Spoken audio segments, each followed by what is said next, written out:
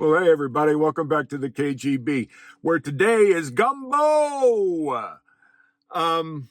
Look, we all have our go-tos when it comes to cooking, right? Our surefire, please as many people as possible dishes. Well, this is absolutely one of mine. This is every poker party, every band rehearsal, get-together. What can I bring? Look, if you're a friend of mine, you've had my gumbo. And for those of you who haven't, get to know me better. Or you know what? Come take a look at what you've been missing.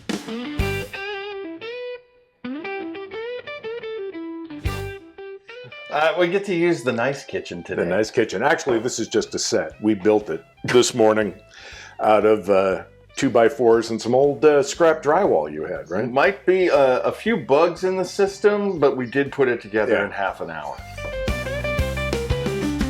You want to talk about comfort food. This is Stepdaddy and I'll wrap ourselves up in a blanket and sit down on a sofa. It's that kind of comfort. There's really only one tricky part to gumbo, and we'll get to that in a second. That's making the roux.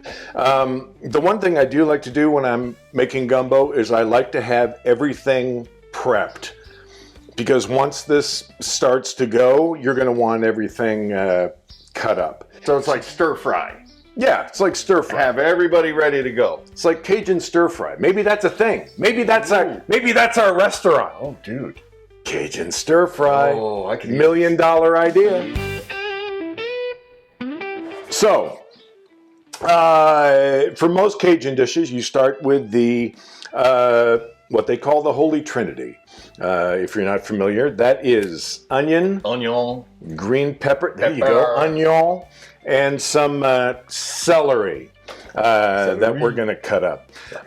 That's the Holy Trinity. I just heard this the other day, and I think it's hilarious.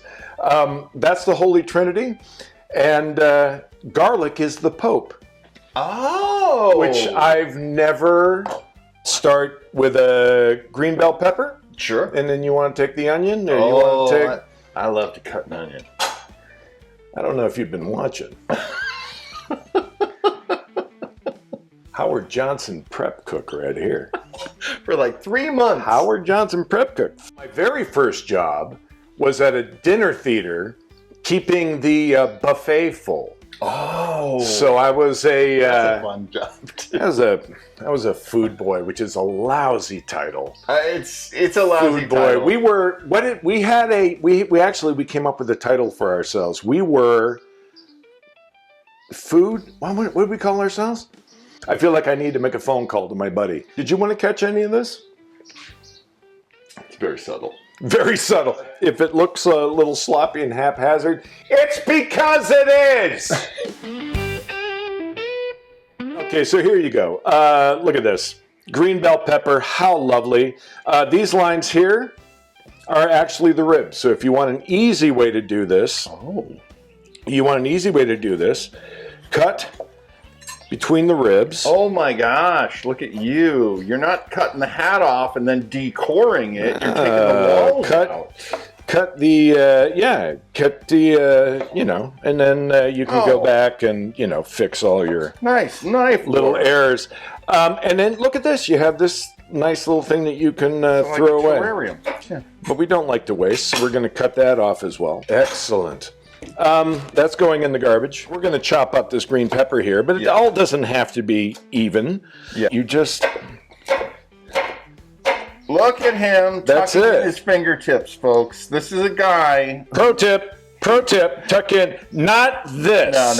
No. And look at this. There's absolutely nothing even about any of those cuts. All right. Look at how pretty red. I'm telling you, we almost look like we know what we're doing. We do some nice colors. Nice colors. So in goes that, and now some celery. Take off the white ends, considering they get to be a little bitter. You could just chop it up like this. I like to split. Oh, that's nice. Yeah, I like to split it up, and then I come back and I cut all this up. Okay, so we have that. Let's do the garlic. Now, could chop that garlic up. Just little You tiny could, chunks, yeah. could chop it up. Yeah. Or if you want it minced, Oh, that is so violent. you do that. And it's all done for you. Folks, he didn't even spill his Guinness. Didn't even spill. Thank you. Good Lord, man. And then have some fun with it. The garlic is going off to the side. The reason the garlic is not going in with the rest of this is that garlic will like scorch big time.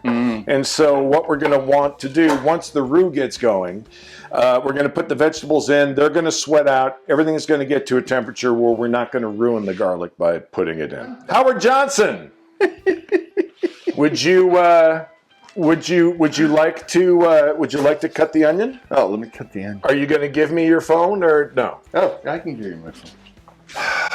I didn't turn it off. Chop it up, baby. Come on. Okay, there's going to be tears. There's going to be tears. Why is there going to be tears? Well, because the root down at the bottom, when it gets cut, it gives off the really noxious fumes. Are you sure we're not crying just because we like each other that much? I know you. I know you like the chunk. Yeah, you I want like the chunk, baby. I know, I get it. There we go. Vegetables are chopped. We're all ready to go.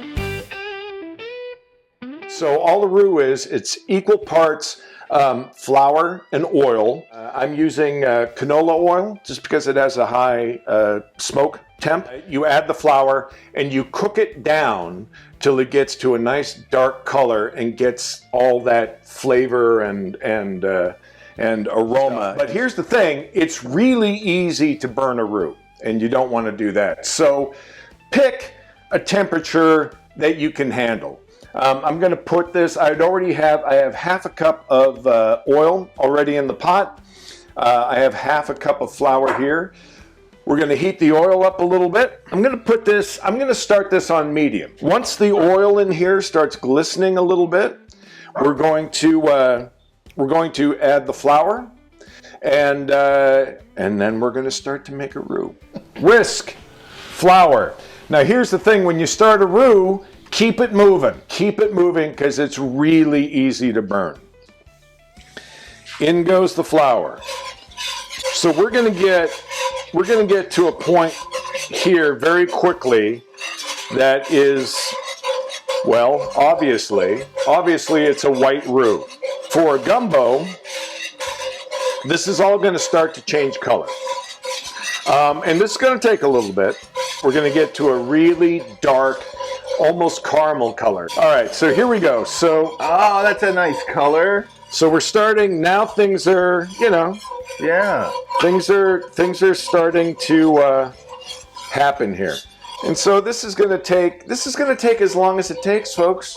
It's going to take as long as it takes.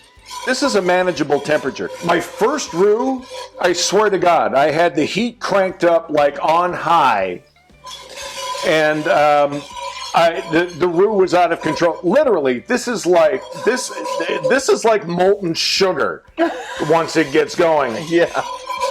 I had some roux fly out and hit my arm. It was like that scene in Alien when they first cut into the face hugger.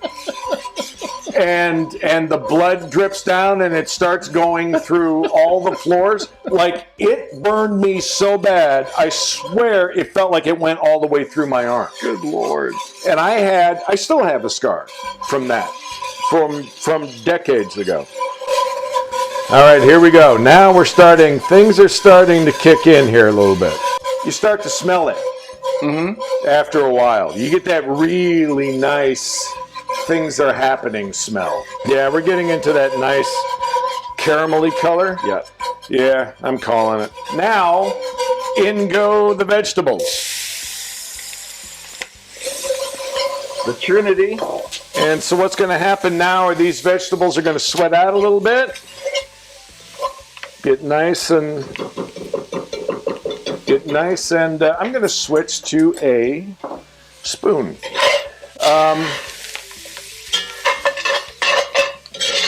I am going to add I am going to add a little Creole seasoning. You can always add more. You can't take it away. So as I season this, I'm gonna build the seasoning over the course of the cook so that we get to the flavors that we like, and we don't over season.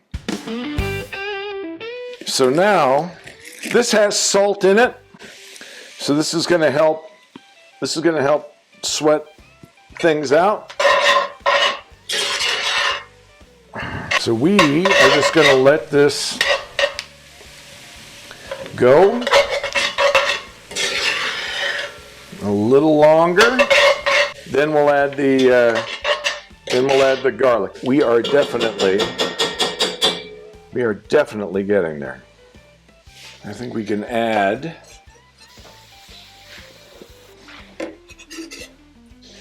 a little garlic. So now we're not going to burn the garlic, right? Now the garlic is just going to, and we're not, once the garlic goes in, I want to do this just enough to get it going, like you can just start to smell the garlic now. Yeah. And then we are going to add 4 cups of chicken stock. Now the thing is, add this slowly and add this in bits so that the roux incorporates evenly. And then things aren't lumpy. And just add a little bit at a time. Things are going to get nice and stewy. So that's pretty good, see? No lumps, everything's coming out. Even consistency. Even consistency. Now that everything is sort of incorporated, I can just slowly add the rest. Excellent! We're going to add some bay leaves. 1 big bay leaf, 2, 3 probably would be enough. Let's add a little. What could possibly go wrong? Season as we go here. So I'm going to add a little more seasoning to that. Now,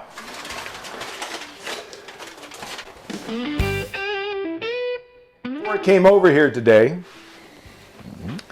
I took some chicken thighs. Why chicken thighs? Because chicken thighs have a little more fat, a little more flavor. Let's face it, that's where the flavor is. So what I did was I put them on the smoker for a little bit with little holy voodoo seasoning on it. I put a little bit of smoke on it. I smoked it at 225. I wasn't looking to cook it all the way through. I just wanted to get some smoke on it. And then once I had the smoke on it, I put it on my Blackstone and seared it off. And since I had the Blackstone going, I also cut my hot link sausage into little coins here. And I put a little color on those as well. And then on the grill, of course, I added some butter. Why? You know why. We could put these chicken thighs in whole. They'll break down anyway over the course of cooking. But you know what? We're gonna help things out a little bit. So I have about 2 pounds of chicken thighs here. Why 2 pounds? Because it's better than 1 pound. I want it full of stuff. Like my chili is full of meat. So I want my gumbo the same way. Normally a dish this size, you want like a pound of chicken. 2 pounds of chicken. So we're gonna put this chicken back in there with all the juices and stuff. Ladies and gentlemen, for my next trick, I I want to show you, this is a little secret weapon I discovered when I was shooting in New Orleans, if I can find it. Cajun Power garlic sauce. Ooh. Yeah, baby. Cajun Power.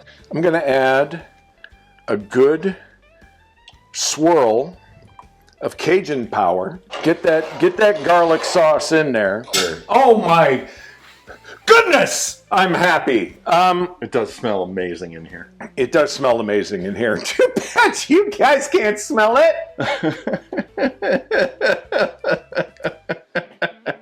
Said every TV host I've hated ever. Cooking should never be pretentious. Cooking,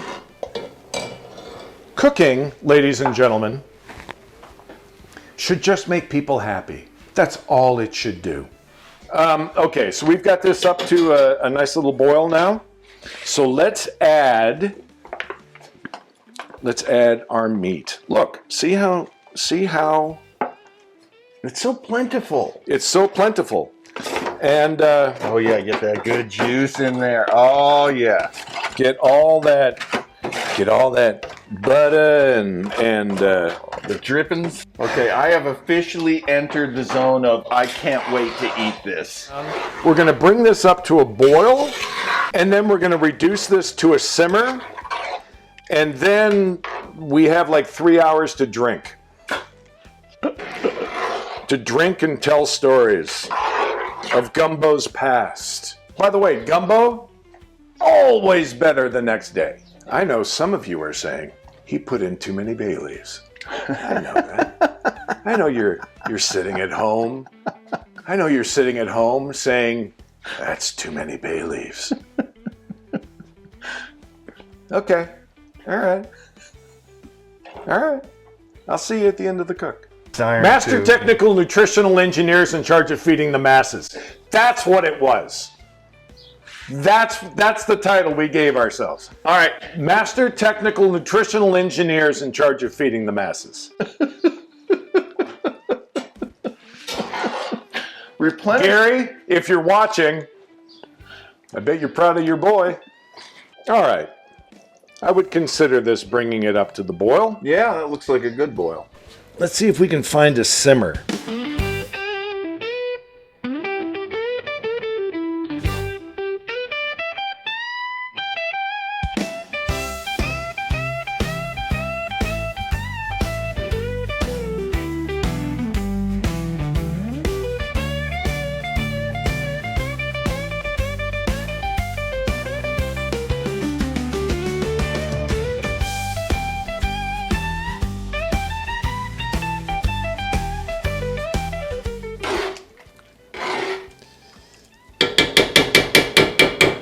That is coming along very nicely. So,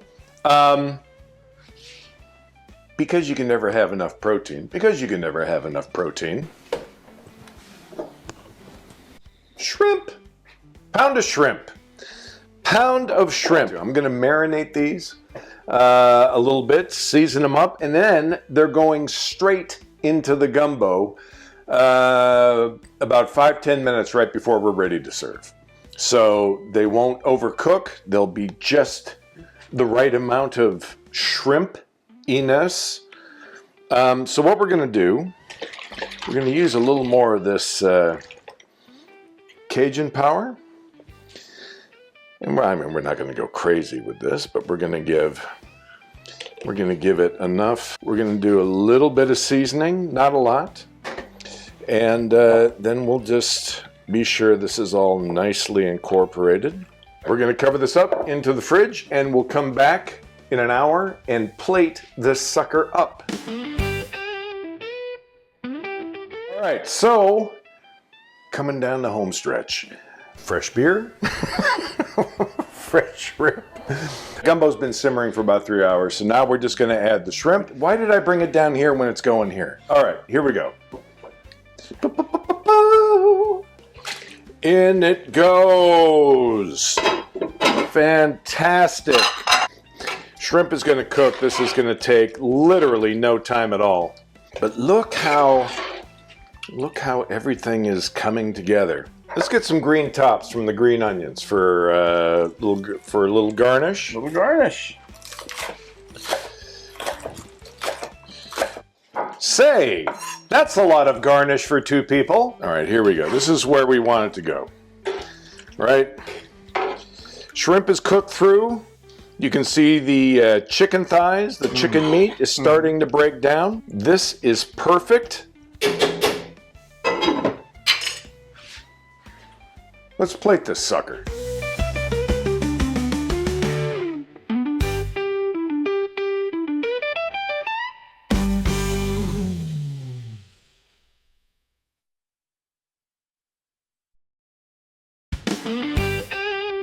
All right, let's check out what we did. Got the serenade of the orchard. Of course, the chainsaw sound effect. All right, here we go. Ready? Wow. Okay, that doesn't suck. No. Man, okay. This is something I wanted to ask you about. Okay. You are not heavy-handed with the salt when you made this. No, here's the thing.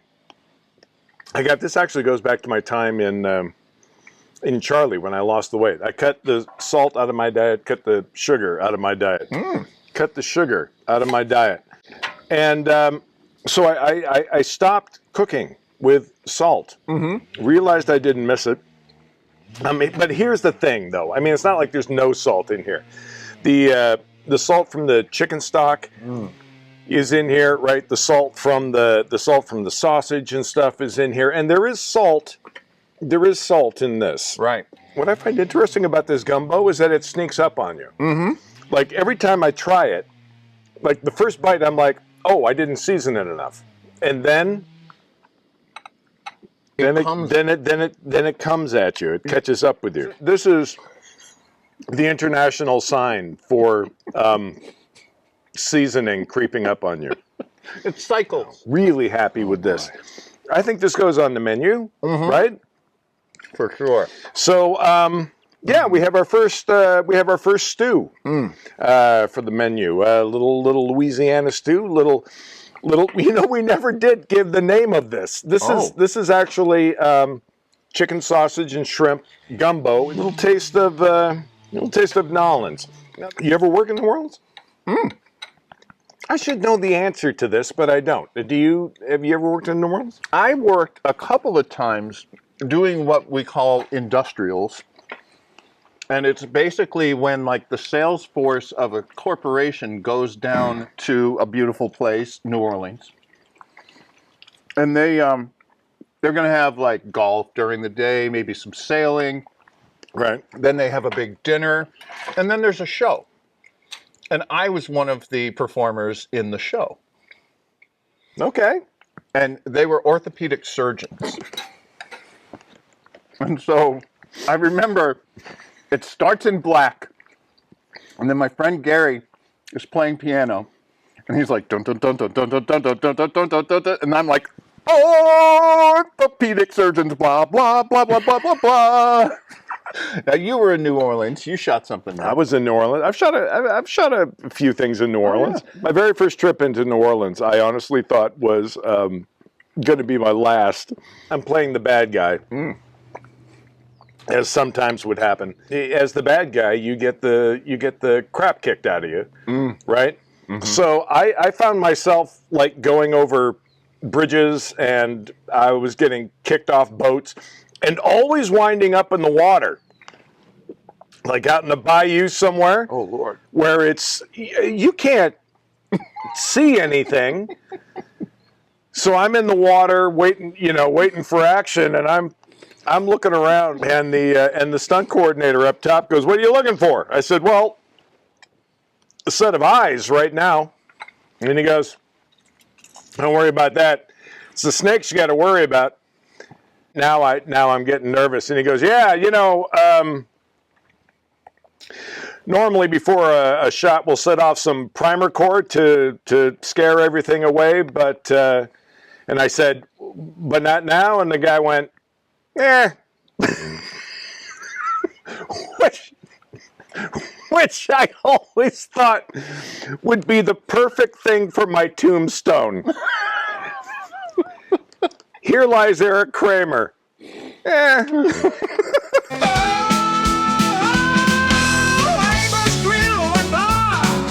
Kramer's Grill and Bar. No time to waste. Come take good taste. We'll treat you like a star. Here lies Eric Kramer.